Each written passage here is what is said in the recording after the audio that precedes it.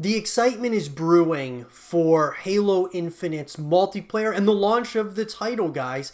And now with E3 coming to a close and such, I wanted to go ahead and talk about everything that we know now about the Halo Infinite multiplayer.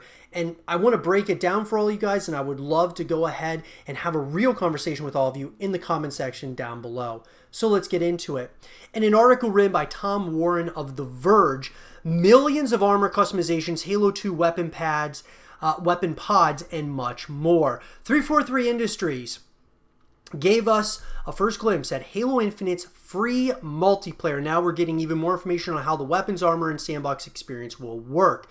Halo Infinite is launching on Xbox One, Xbox Series X, S, and PC later this year, allowing friends to play the free multiplayer mode across multiple platforms using crossplay and cross-progression. So the first big word is free. Free is huge, guys. I'm so excited that Halo took that leap of faith to go free to play. We're seeing it more and more. Fortnite started it, and now so many other games are going free to play.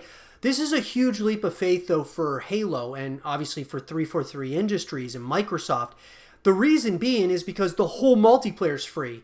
You know, you look at Call of Duty, they don't make the entire multiplayer experience free. They only make Warzone free. So obviously Halo making their entire multiplayer free, they must figure, hey, you know what? We're going to get a bunch of subscriptions based on the Xbox Game Pass, whatever the case might be. And I think that it's so smart, and I think that this is going to help Halo in a major way down the stretch.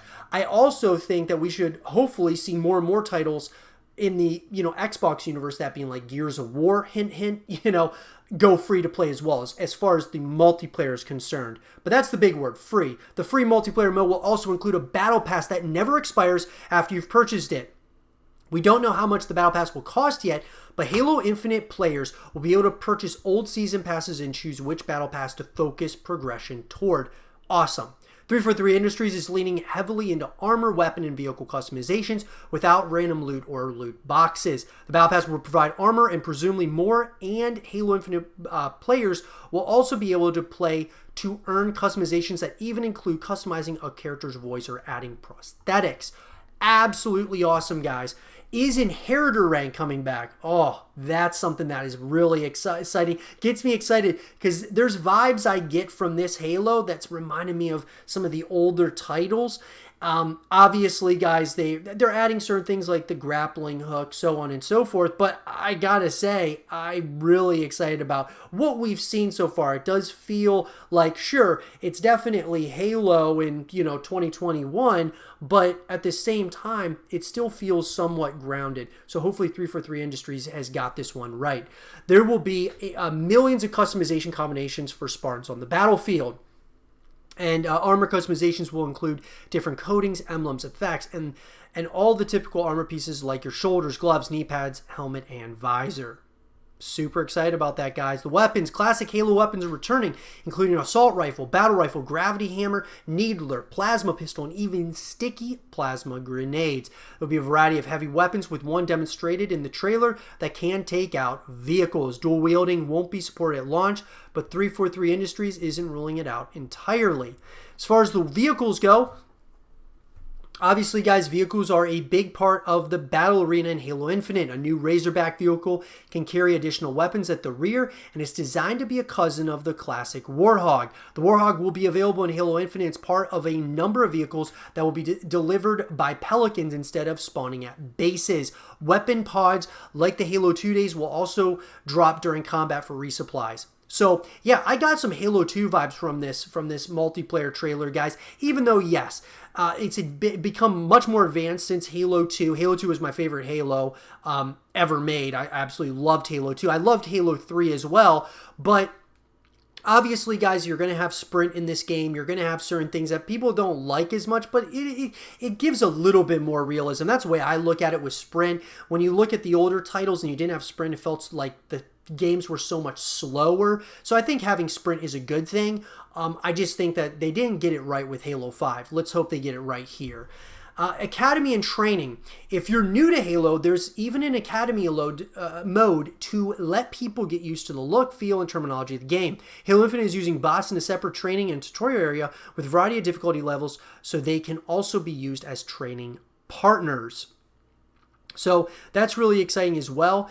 Obviously, 343 Industries hasn't provided a deep dive on how it plans to balance crossplay controller versus mouse and keyboard, but there will be input-based matchmaking for the ranked parts of the game. The studio is also committed to a server-side anti-cheat system, which includes spotting hackers based on their behavior in the game.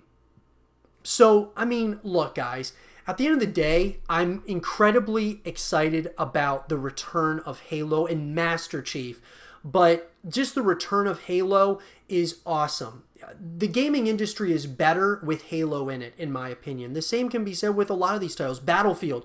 We're getting a new Battlefield this year, and that is something that really excites me because gaming isn't the same when you don't have certain titles that are coming out on a relatively consistent basis. I'm not talking every year like Call of Duty, but I'm talking when you have games that come out or you've been waiting for a while for an addition or continuation of some of these big franchises.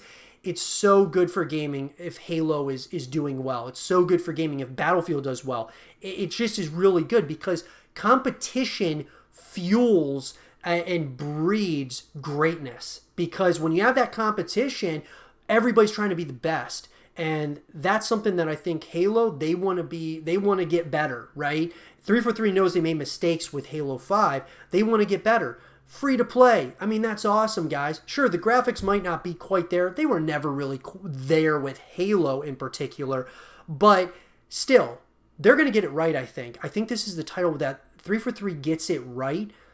And this is the title that is going to put Halo back on the map.